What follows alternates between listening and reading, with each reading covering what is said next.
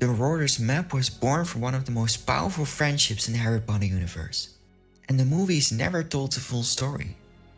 But today, I'm gonna tell you that story. So now let's go back to where it all began.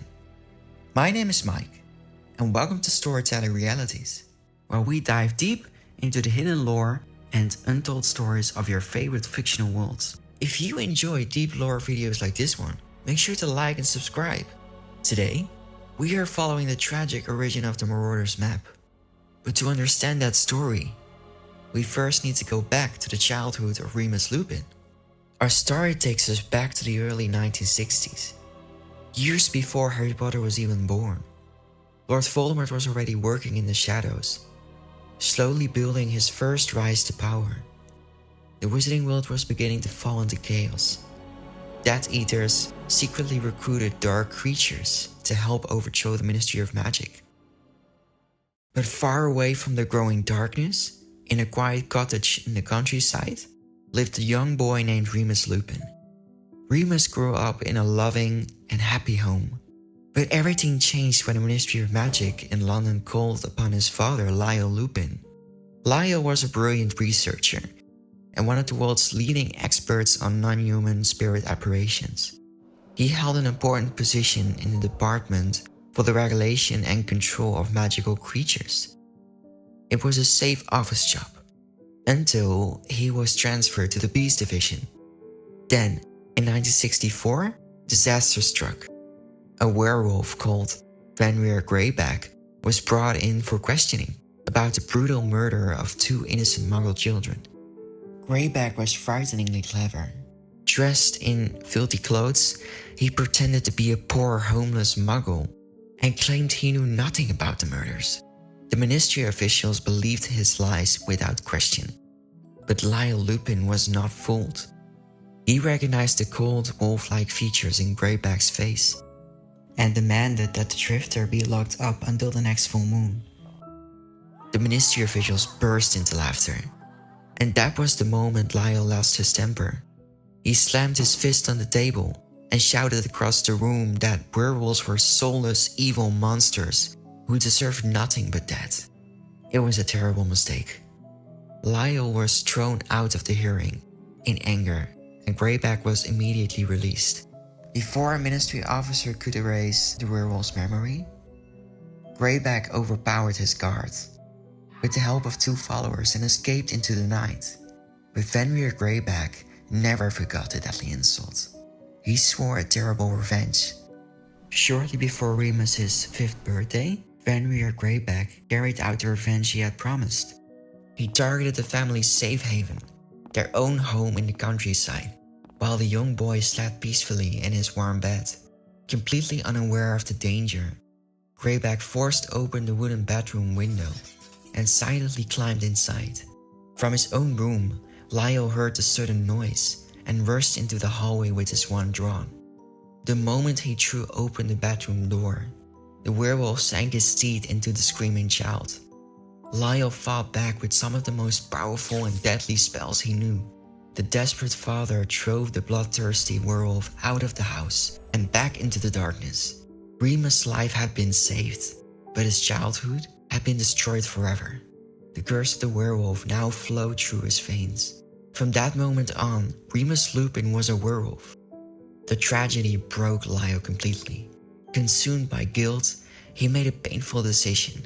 He would keep the truth hidden from his son. For many years, Remus did not learn who was responsible for turning him into a werewolf. The next 6 years turned life for the Lupin family into a lonely nightmare. At that time, there was no cure and no treatment for werewolves in the wizarding world. Terrified that Remus's secrets would be discovered, the family was forced to keep moving from place to place.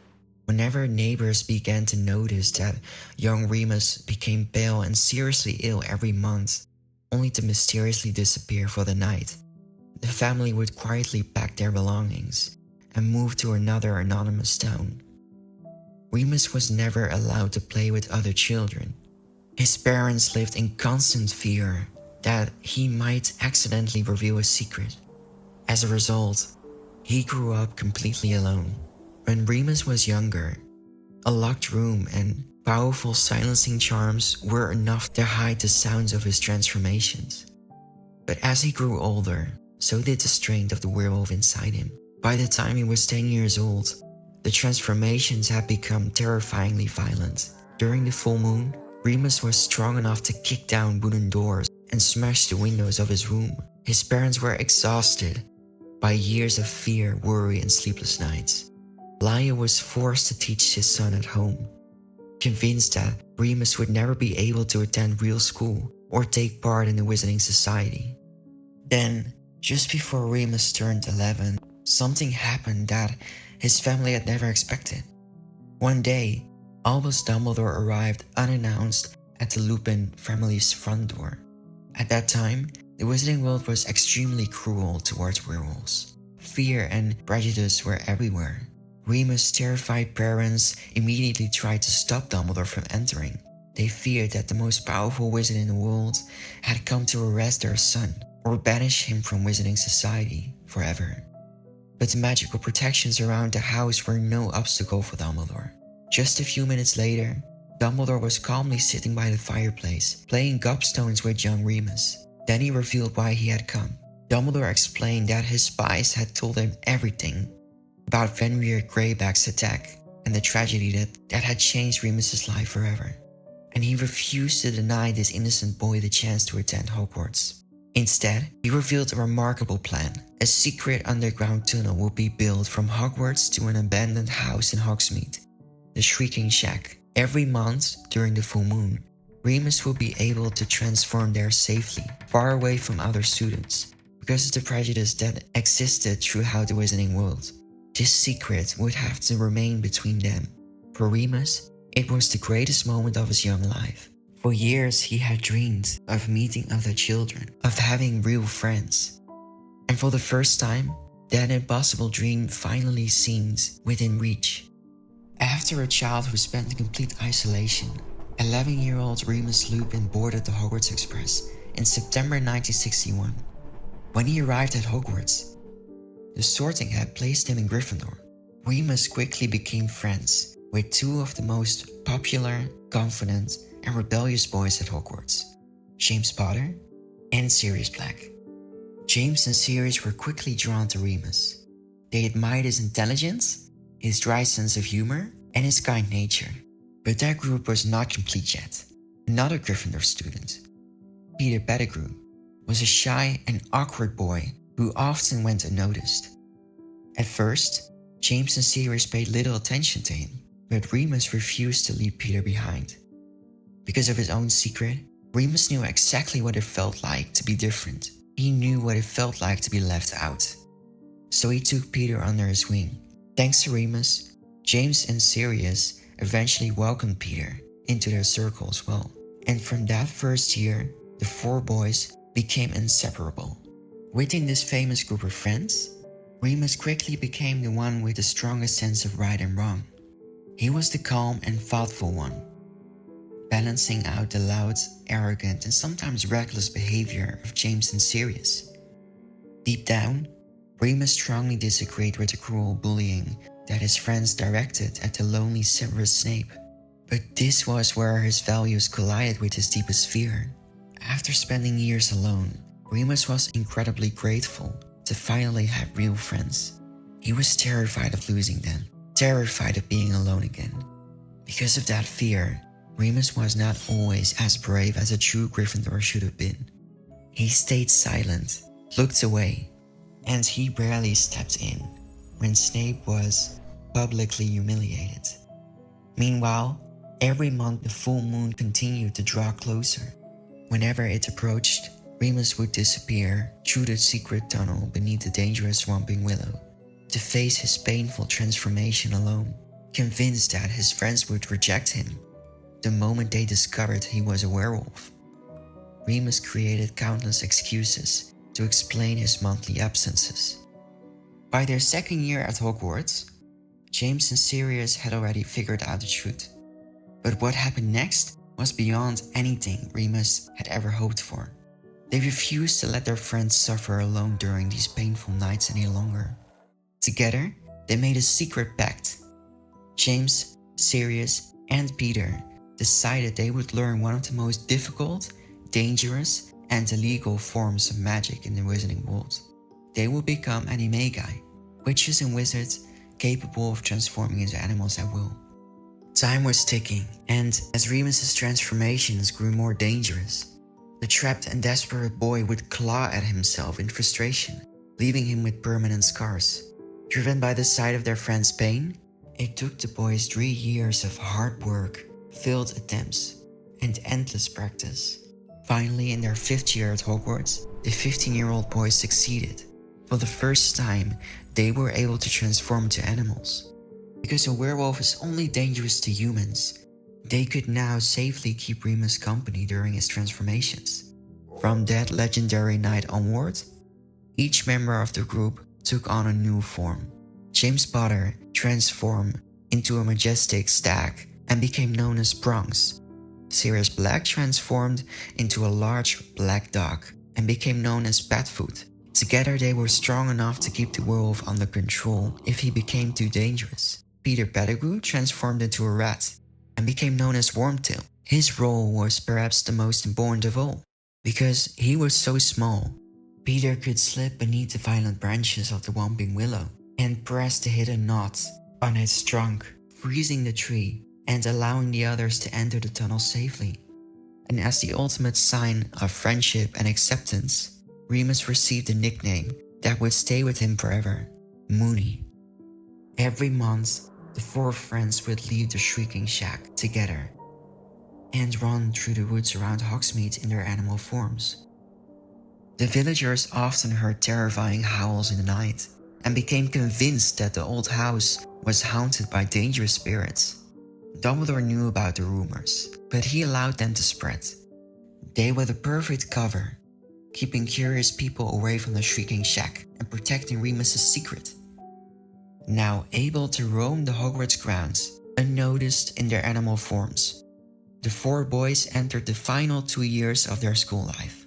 During their 6th and 7th years at Hogwarts, the boys began work on their most ambitious project yet, mapping the entire Hogwarts castle. But to create a map that could accurately track thousands of rooms, hidden passages, and moving staircases, they needed an enormous advantage. That advantage was James Potter's invisibility cloak. James had inherited an invisibility cloak from his father.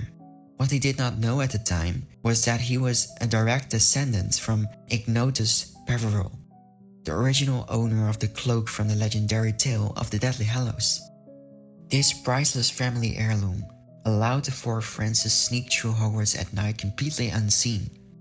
Night after night they explored every corridor, every secret passage, and every hidden corner of the castle, carefully recording everything onto a blank piece of parchment.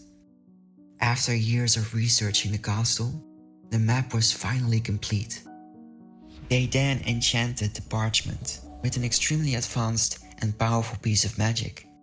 The spell allowed the map to display the exact live location of every person inside and around Hogwarts, along with their real name.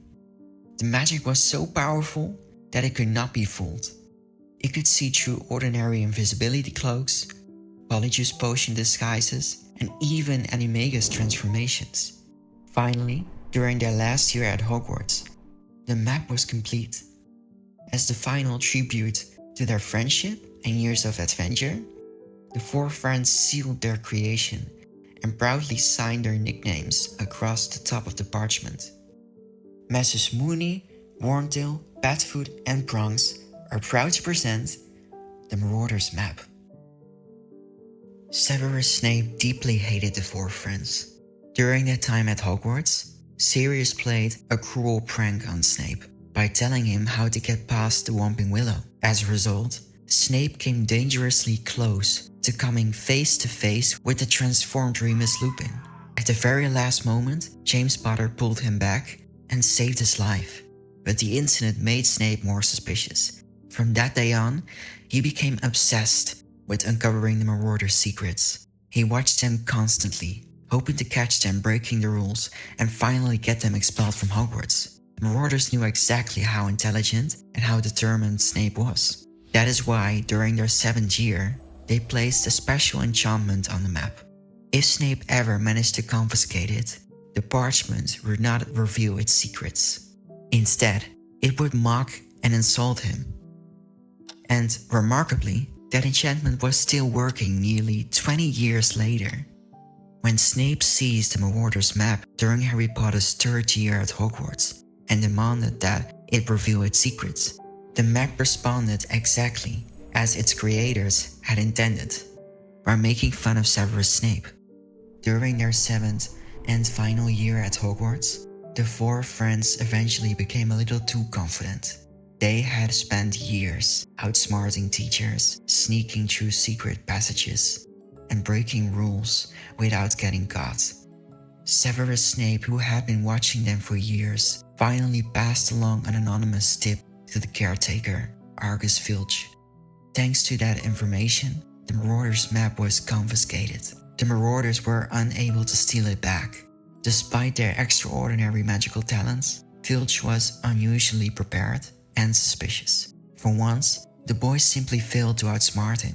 But by then, something else had changed.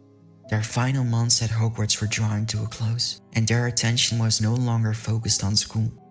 The world outside the castle walls was becoming darker with every passing day. Lord Voldemort was rapidly gaining power, and for the first time, the future felt far more important than the adventures of the past.